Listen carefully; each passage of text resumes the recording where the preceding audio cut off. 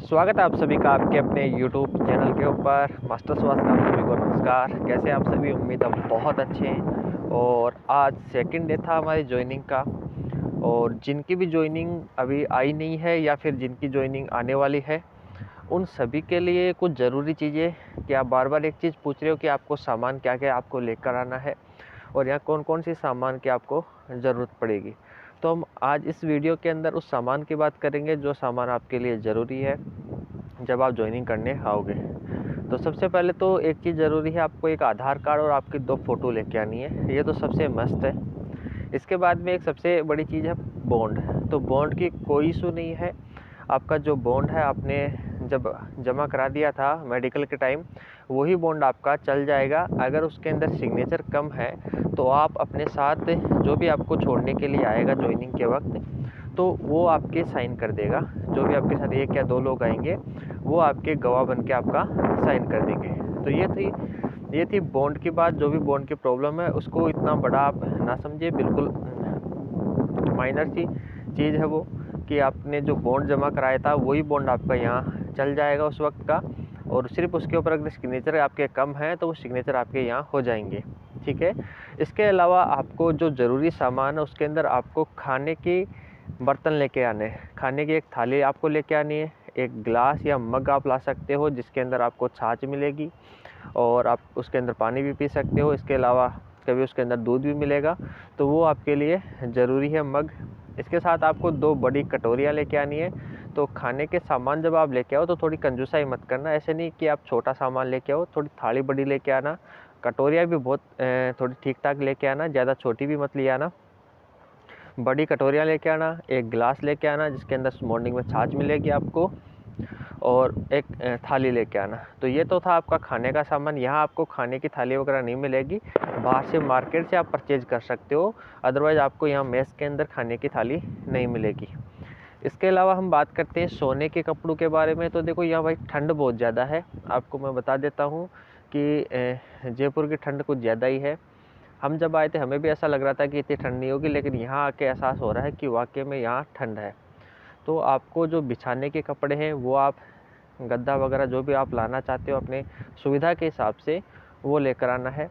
और ओढ़ने के लिए आप रज़ाई या कंबल जो भी आप लाना चाहते हो वो ला सकते हो। तो ये था आपका ओढ़ने और सोने का। और जनरल यूज़ की जो भी आपकी चीज़ें हैं जो डेली यूज़ में आप लेते हो सुबह से शाम तक नहाने के लिए, जो भी चीज़ें हैं आपकी, वो सारा सामान आपको खुद का साथ लेके आना है। और ज़रूरी नहीं है कि आप सारा सामान वहीं से लो, यहाँ से भी आके आप मार्केट से ले सकते हो। आप अपनी सामान की लिस्ट बना लेना कि आपको कौन कौन सा सामान लेके जाना है जो आपके घर पे अवेलेबल है। बाल्टी वगैरह लाने की कोई ज़रूरत नहीं है, यहाँ आराम से आपको मिल जाएगी बाल्टी वगैरह नहाने के लिए। वो आप यहाँ से ख़रीद सकते हो। और यहाँ की टूटियाँ भी काफ़ी लंबी है, तो आप उसका भी यूज़ कर सकते हो नहाने के लिए। जैसा घर में बैठ के नीचे नहाते हो तो उसी तरीके से आप यहाँ भी नहा सकते हो, कोई बड़ी प्रॉब्लम नहीं है। और इसके अलावा और जो यहाँ का डेली रूटीन है, वो डेली रूटीन ये होता है कि सुबह मॉर्निंग में आपको कितने बजे उठना होगा। तो मॉर्निंग में आप आराम से 5 बजे, साढ़े 5 बजे, 6 बजे उठ सकते हो। आपको जो ग्राउंड में पहुँचने का टाइम होता है वो 6:45 का होता है। कि 6:45 को आपको अपनी ड्रेस लगा के ग्राउंड में पहुंचना होता है। उसके बाद का जो दिन का रूटीन होता है वो रूटीन बिल्कुल आपका जिस प्रकार से शेड्यूल किया गया है उसी हिसाब से होता है। डेली आपको थोड़ा बहुत काम करना होता है और बहुत ही मज़ा आता है। आप अपने साथियों के साथ काम करते हो, एक दूसरे का हाथ बटाते हो और काफ़ी इन्जॉयमेंट के साथ आप इन पलों को एंजॉय करोगे। जो ये मोमेंट है, आपकी जो सालों की मेहनत है, उस मेहनत का जो फल है, और आप अपने साथियों के साथ इस चीज़ को आप काफ़ी अच्छे तरीके से एंजॉय करोगे। लगभग 9 बजे के आसपास आपका खाना रेडी हो जाता है, तो आपको खाना खाने के लिए लगभग छुट्टी मिल जाती है, हाफ एन आवर या 1 आवर की। उसके अंदर आप नहा सकते हो और खाना खा सकते हो। अगर आपका सुबह मॉर्निंग में जल्दी उठ के नहाने का अगर आपका हमेशा से रूटीन रहा है तो आप मॉर्निंग में जल्दी उठ के नहा सकते हो। अदरवाइज़ आप दिन में भी नहा सकते हो, ऐसा कोई कंपलसरी नहीं है। और शेविंग कंपलसरी है कि शेविंग आपको रोज़ बनानी है आपकी। और नहाने का ऐसा कोई आपको, अगर ठंड ज़्यादा लगती है तो आप दिन में नहा सकते हो। अगर आपका नहाने का अगर विचार है तो आप नहा भी सकते हो जब मॉर्निंग में उठो। उसके बाद में दिन में खाना वाना खाने के बाद में आपकी फिर से काउंटिंग होती है, जिसको अपन रोल कॉल कहते हैं या फिर पालन कहते हैं मॉर्निंग के टाइम को। उसके बाद में फिर से आपको जो काम दिया जाता है हमारे सर के द्वारा, वो काम पीटीआई जी के द्वारा वो काम आपको करना होता है। और करने के बाद में जैसे ही वो टाइम दिया जाता है कि इस टाइम पे वापस आपको काउंटिंग करवानी है अपनी, तो उस टाइम पे आके आपको हाजिरी होता है। इसी प्रकार से पूरा दिन चलता है आपका, एंजॉय के साथ आप काम करते हो जो भी आपको काम दिया जाता है, और बहुत ही आराम से आप एंजॉय करते हुए अपना काम करोगे। इसके बाद में इवनिंग का जो टाइम होता है फिर से आपकी काउंटिंग होती है, और लगभग 6 साढ़े 6 बजे आपकी फ़ाइनल काउंटिंग होती है। उसके बाद में आपको खाना खा के अपना बर्तन लेके अपना खाना खाओ मेस के अंदर, अपने बर्तन को आप साफ़ करो और अपने बैरक के अंदर चले जाओ। आराम से आपको घर पे बात करनी है घर पे बात करो, और आपको अगर कोई और काम करना है, आप पढ़ाई करना चाहते हो, तो उसके बाद में आप फ्री हो, आराम से आप अपनी 3-4 घंटे की स्टडी कर सकते हो आराम से बैठे-बैठे।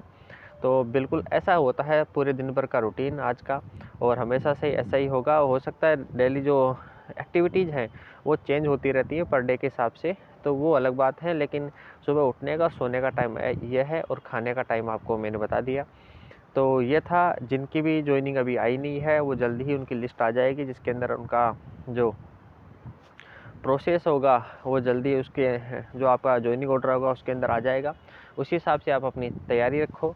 और दूसरी चीज़, एक प्रोविज़नल वालों का है, तो प्रोविज़नल वालों का ऐसा है मेरे भाई, आपकी जो एफएसएल की रिपोर्ट है वो अभी आयुक्तालय के अंदर आई नहीं है। जैसे वो रिपोर्ट आपकी आएगी, जब आपका नवंबर के अंदर 30 या 29 नवंबर को जब आपको बुलाया गया था आयुक्तालय आपके थंब इम्प्रेशन के लिए, शायद जहाँ तक मेरे को याद है अच्छे से कि 30 या 29 या 30 नवंबर को आपको बुलाया था, तो आपके थंब इम्प्रेशन हुए थे, उसकी रिपोर्ट अभी तक आई नहीं है। जैसे आपकी रिपोर्ट आ जाएगी तो आपके जो मेडिकल का प्रोसेस है वो स्टार्ट कर दिया जाएगा। आप जब तक अपनी जो आगे की तैयारी है वो जारी रखो, और बिल्कुल भी तैयारी को मत छोड़ो, आप अपनी तैयारी को करते रहो। ये आपकी जो फिक्स है, जो आपको मिलेगी, और इसको कोई नहीं रोक सकता है।